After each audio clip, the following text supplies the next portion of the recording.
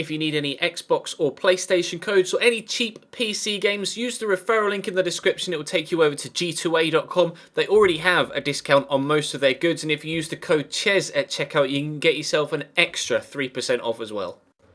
Hey guys, how's it going? Ches back again, and welcome to episode number 17 of the Valencia Career Mode series here on FIFA 16. We were offering contracts to Antonio Candreva and Carlos Vela in the last episode.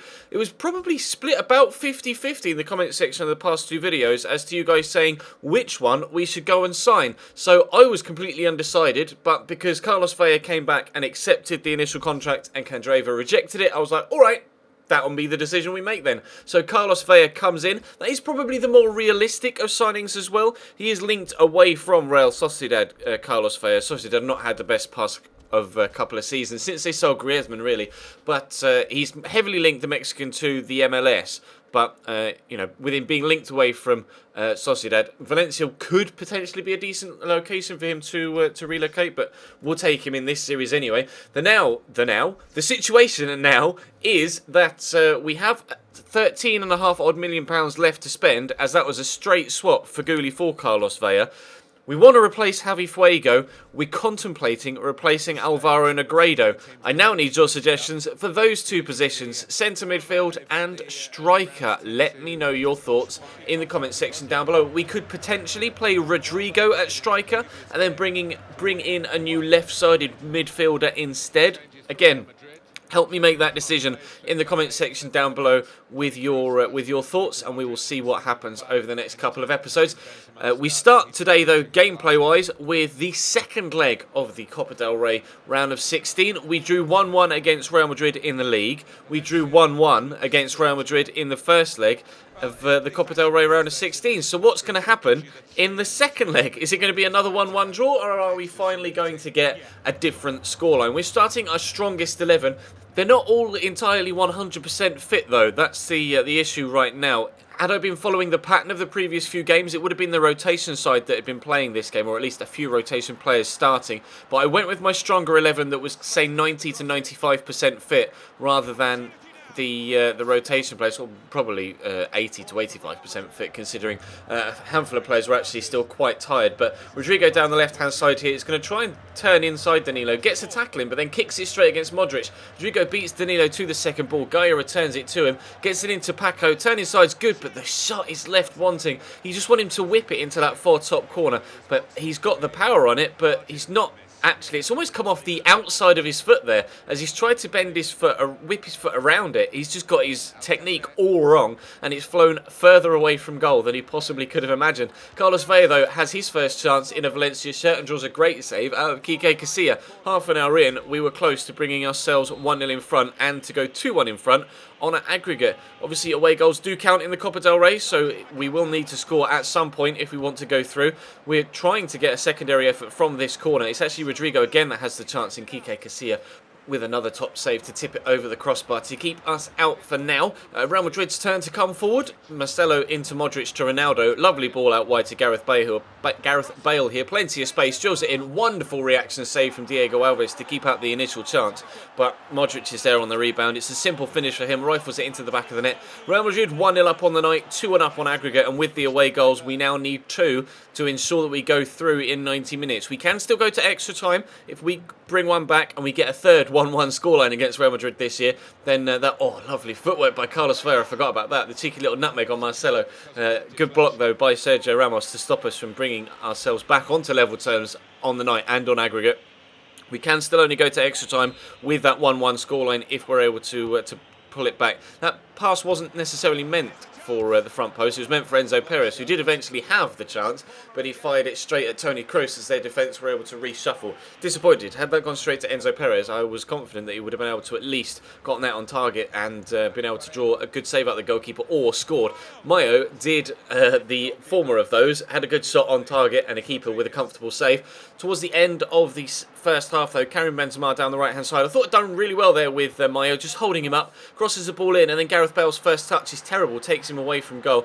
Push him towards the sideline and shows great feet to turn back from, he looks as if he's going to go away from goal and then quickly nips back towards the byline, which completely sells the defender. Skips past with a burst of pace past the secondary defender. Am slightly disappointed though with the goalkeeper that he was beaten so easily at his near post, but strong finish from Gareth Bale. That's 2-0 to the Real Madrid on the night, the first time that they've scored 2 against us. Carlos Vela trying to get us 1 back here. Another good run inside off the right hand side with that left foot having a shot, but this time it's well blocked again by the defenders. They were defending very well, Real Madrid, just throwing bodies in front of the ball whenever they could. Jose Gallo working hard, though, to get the ball back off the opposition. Paco Alcacer works it nicely into Enzo Perez. Bit of space for a shot. He does get it away, bends away from the goalkeeper, but off the woodwork. Marcelo tidies up before the secondary striker can get there to turn it into the back of the net the same way Luka Modric did. Enzo Perez on the ball again, though, into Hugo Meyer, the right back involved further up the pitch again. Danilo this time with a shot headed towards the top corner, but Kiko Casilla again with another top save to clutch it in, keeps hold of it rather than just pushing it out for a corner. Real Madrid get the 2-0 victory. We had 12 shots, 10 on target. No goals. That just shows how good a game Kiko Casilla actually had. Phenomenal performance from him, and the sole reason that Real Madrid were able to go through in that game, I feel. Valencia, though, we have a game against 19th place Rayo Vallecano as the second game of the episode. We are still top of the table, and we've extended our gap over Atleti to 4 points. And they still have the game in hand, Atletico Madrid, but they now cannot catch us. So we are outright top of the table right now. We start a strong-ish side. I mean, it is still got a few rotation players in there, but we do have a decent squad depth here at Valencia, don't we? So it's not that bad a team. And Rayo Vallecano, with them being 19th, I was pretty confident that this particular lineup could do what they needed to against a side of Rayo Vallecano's stature to be able to get us all 3 points. I really love their away kit though, the black kit with the rainbow sash. It's really, really cool. But Pablo Piatti turns inside here off the right hand side, playing Piatti on the right to cut in on his left, but it's actually Dani Parejo that has the first shot of the game, but it's well blocked by the defender. Tito runs straight at his goalkeeper, who then just makes up his mind for him and clears it himself. But we're on the attack again. Negredo into Thiago. Nice little 1-2. Not the fastest Negredo, but shows great strength to then hold off the defender and tidily tuck it away into the bottom corner. Negredo continues to score goals for me. I have put him on the transfer list, as you saw at the beginning of the episode, but I'm still very undecided as to whether to move him on or not. I just don't know. I definitely want to replace Javi Fuego, but Negredo is probably our top goal scorer this year, if not up there with our top goal scorers, so I'm really unsure whether it's the right decision to move him on or not, but again, I will take your suggestions in the comment section and your feedback into account. Good save there from the goalkeeper, from Dani Parejo. Why it zoomed in on Rodrigo, I'm not entirely too sure, but Parejo drawing a good save back. Keeps half an hour in, still plenty of chances coming in this first period. Luis Farina pushing forward. I just tried to cover off the man on the right-hand side, stop him breaking down the channel. Then he finds the man in the middle, and that's a very, very good finish from their striker to whip it into the far corner to make it 1-1 after 33 minutes. Well played. I was just trying to, block the channel to make sure that he wasn't able to thread it into that man, and then the guy in the middle made a great run off the back of the defender to just work a little bit of space and take nothing away from the finish. Very, very good finish into the corner. Andre Gomez somehow manages to score a goal to immediately put us 2-1 in front though. Not too sure what the goalkeeper was doing there. A mistake, and maybe mistakes like that are why Rayo Vallecano are where they are in the La Liga table right now. Really, really poor goalkeeping. Top quality goalkeeping at the other end though. Thiago Alves reacting to that flicked-on header from the set piece. We have a corner, they have a corner a little bit later on in the half. They brought on Lasana Bangura, who is very quick. Zé Castro into Amaya.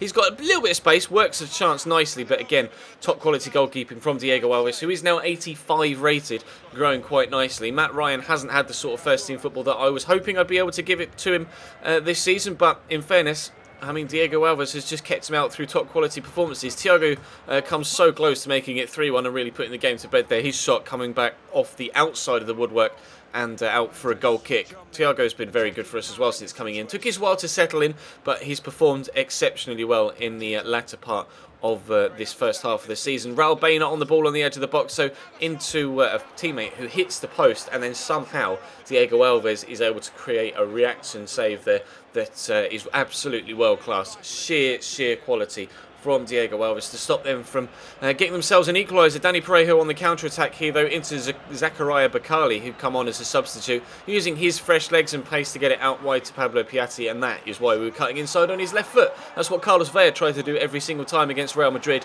and that is the difference between the Real Madrid defence and the Rayo Vallecano defence. It works against Vallecano, doesn't against Real Madrid. No real surprise, but we get a 3-1 victory at home against Vallecano. So our league campaign goes from strength to strength. We still have £13.5 million left to spend. You can see £86,000 or so in the wage budget available to us.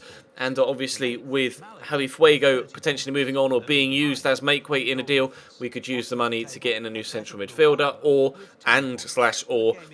potentially replacing Alvaro Negredo as well up top. But I really don't know what to do with Negredo. Honestly, absolutely no idea what to do in this situation. So I'll let you guys give me some feedback, and I will take that into account before making any sort of decision with our strike partner. But we do definitely want to replace Javi Fuego in the centre of midfield. Atleti still have 2 games in hand on us, but still can't catch us up. That win against Vallecano ensures that, and as you can see, Real Madrid have a game in hand, but they too can't close the gap on us. That would only bring them up onto 40. So we have effectively a 2-point lead at the top, even after everybody has played their games in hand. As it stands, we're 5 points clear, and hopefully Madrid will lose, but you don't really fancy Real Madrid to lose. But anyway, that's going to bring today's episode to a close. Thank you very much for watching, guys. Drop the video a like if you enjoyed, of course. Subscribe if you haven't already. Check the channel page for anything you may have missed over the past few days, and I'll see you next time.